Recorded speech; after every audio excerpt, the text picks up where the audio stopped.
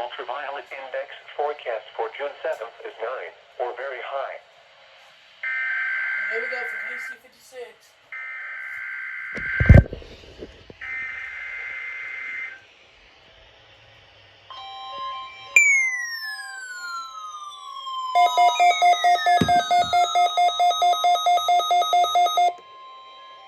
This is the National Weather Service Office in Florida.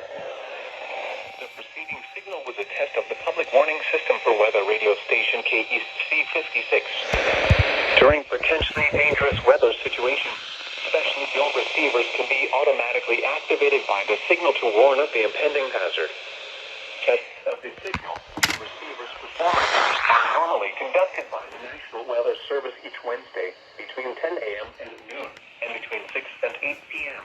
If there is a threat of severe weather, the test will be postponed to the next available good weather day. Reception of this broadcast, and especially the warning alarm tone, will vary at any given location. This variation, normally more noticeable at greater distances from the transmitter, can occur even though you are using a good quality receiver in good working order. The warning alarm tone will be activated for hazardous watches and warnings for the following counties: Collin, Dallas, Denton, Ellis, Hill, Hood, Hunt, Kaufman, Parker, Rockwall, and Tarrant. This concludes the